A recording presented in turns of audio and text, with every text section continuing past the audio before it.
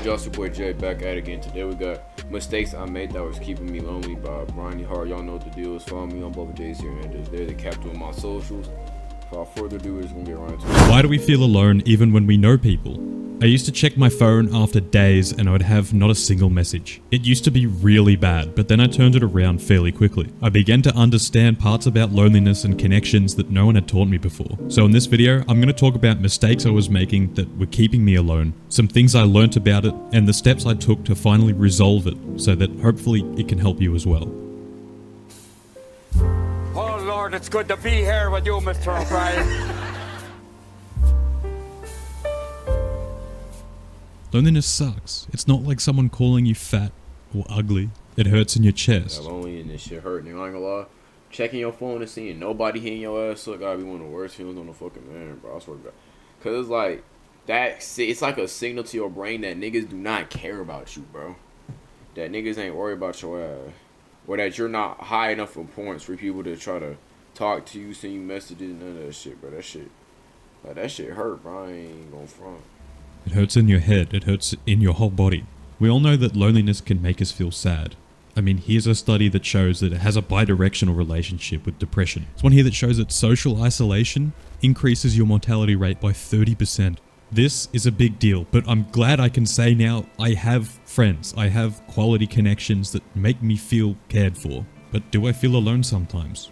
Yes, of course. There's always going to be that one-off Saturday night when everyone's planned something else with their families or whatevs. But loneliness doesn't define my life anymore. And a big part of this was a realization I came to that completely changed the way I saw friendships. I learnt that people being there won't really fix your loneliness, and I learnt that friendships don't really do it either. I say you have to cure loneliness, you gotta be content with being by yourself. Cause you have to know yourself better than anyone else knows you. That's the problem. Because if you should be able to vibe by yourself, have fun without having nobody. Like, I know if I was in my room for a whole day, no phone, no nothing, I could keep myself entertained enough that I wouldn't be lonely. I wouldn't need the attention for anybody else. Because that's what it is. It's about, I feel like a part of curing loneliness is self-mastery. Because if you master yourself, you'll understand the dynamics of people, how people think, and how to keep yourself occupied even when nobody's around. Let me explain myself here, because that's a bold claim. You've been to a party before, right? You've been to a gathering before, and you've probably felt lonely, despite people being everywhere. Maybe you know most of them. Even when I had friends, I felt lonely. I always thought, okay, I'm alone. I'll just get new friends. That will make it better. But I realized how wrong I was once I started to really connect with people. It's not just a lack of friendships, it's a lack of real connections, real, genuine connection. It's real relationships with people. It's not having someone that can understand you, like you understand them. Someone who you can share your human experience with. Someone that might even make you mad because you give a shit about them. And that's why I think the advice of just get new friends doesn't really paint the whole picture. Of course, meeting heaps of new people gave me loads of new opportunities to make great friendships. But I could totally see how you could have heaps of friends and still feel alone. So I wouldn't worry so much about how many friends you have, and more so about the quality of those friendships, how connected you actually feel with others.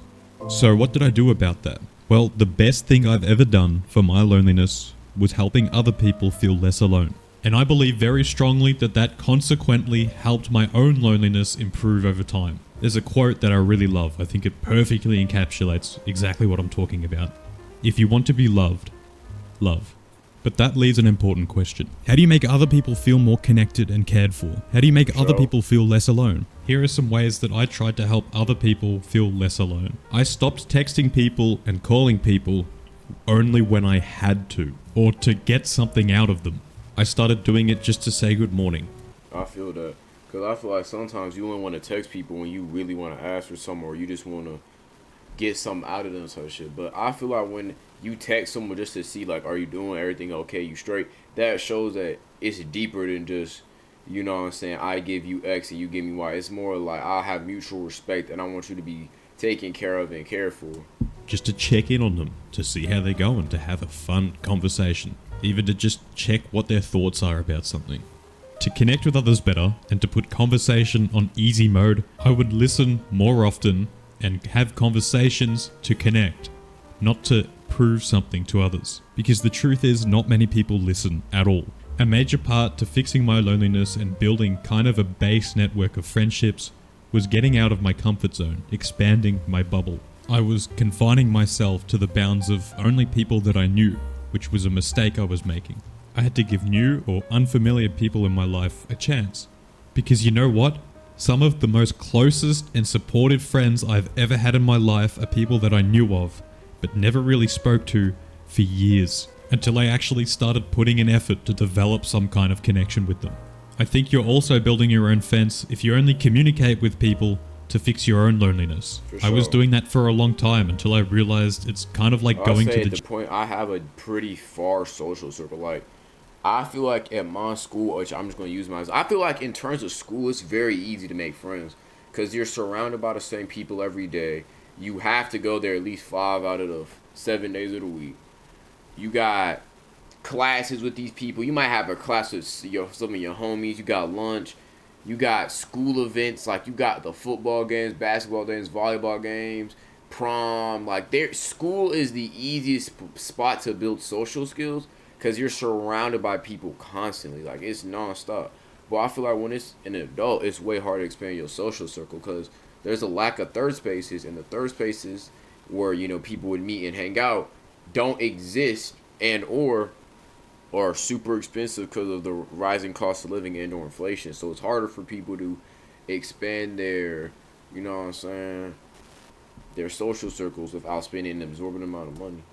Gym only when I feel lazy that day.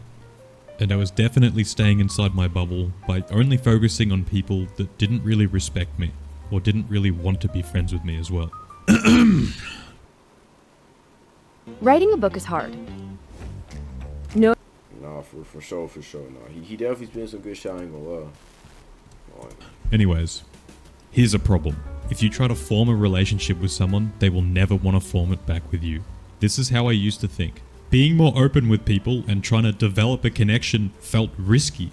And not only that, I had a feeling which I think is very common, and that's that getting closer to people felt weird or needy. It felt wrong, it felt weak and small. Quality relationships, true friendships take vulnerability, and vulnerability is scary. And that was a huge roadblock for me at the very start.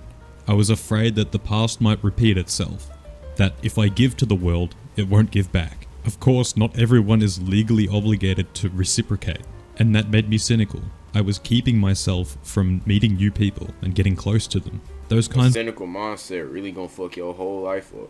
Cause niggas who are very cynical, they missed out on opportunities just because they think there's no point even trying. Of thoughts, why even bother? I'm boring as a person, I'm weird, I'm annoying. And so after a while, I went fuck it. I decided one day I'm sick of this. I'm sick of feeling alone. I'm sick of watching other people have fun with each other. Why can't I fit in? Why can't I get that? So I decided, you know what? I'm just going to give it a go. I might get hurt, but I just have to do this. I have to start somewhere. I have to let go of this stuff. There were a few things that were a big help for these kind of fears and anxieties, and therapy was one of the biggest helpers. But another thing that helped was practice. Practicing being open with people, practicing forming connections and relationships. Sure, sometimes it wouldn't work out, but when it did, that really showed me that, hey, maybe this isn't so bad. Yes, some people might not respond because that's happened before, but I'm here to tell you this right now. The past does not determine what's going to happen in the future. But what about that wall in the middle? Well, it might be really surprising, or it might not be. You actually need people to do this stuff. You can't just do it with no one. We need people to create connections with, and we've already talked about people that already exist in our lives. But what if we don't know anyone that we can create a connection with? When I got back from overseas a few years ago, I only had one group of friends that I saw every 2 to 3 months. Luckily, around that time, I got a job at a restaurant. I'll be honest, the work sucked, but the people were amazing. They were great people. And as we got closer and closer, we just started hanging out after work. And yeah, I ain't gonna lie, hanging out is true. Because I know a lot of niggas think you just gotta grind all day, every day. And I definitely do support niggas being in the lab and putting in work. But at the same time, charisma is one of the best skills you could have when it comes to just overall success and meeting new people and being able to make shit move for you. So I definitely say that hanging out, especially developing social skills when you're in high school and middle school, it's definitely a worthwhile trade-off. Because all you gotta do, Cause like it's what, spend a couple dollars a week to go to like a game, especially like, cause most tickets to the games it's like $7 to $10. You pop up, say hi to new people, cause those are the best spots to meet new people. Cause you don't got work, class, you hang out for 2 or 3 hours. It's the best spot to meet new people for real. Side of work completely. And the reason why we got closer and made friends without even necessarily trying that hard is because I went to a place with people that were similar to me, and I went there often. Going somewhere where you're going to see people similar to you on a consistent basis. Almost all of my close friendships come from people from work, education, sport, and hobbies. Check it out on Facebook. There might be a community a kilometer away from you that you can walk to once a week. Contribute to society and get a job. Find hobbies you're interested in, or find an existing one that you already do and just go nuts. There's a Warhammer and D&D club that's a 3-minute drive from my house, and if I was into that, I'd be going there almost every day. Pause. Could you make friends with someone that you rarely see? I've done it before, but that's a question for you to ask yourself. Are you comfortable with that? Is the other person comfortable with that? Are you prepared for it to not go anywhere? But I guess, yes, it's perfectly possible. But whether I was seeing people on a weekly basis or yearly, I still needed to take initiative. It's tough. I'm not gonna lie, this is not an easy thing to do. But once I started taking initiative and becoming the inviter, things went uphill very quickly. It's hard at the start, but trust me, it gets much easier over time. Also, here's a big list of things that you can invite people to.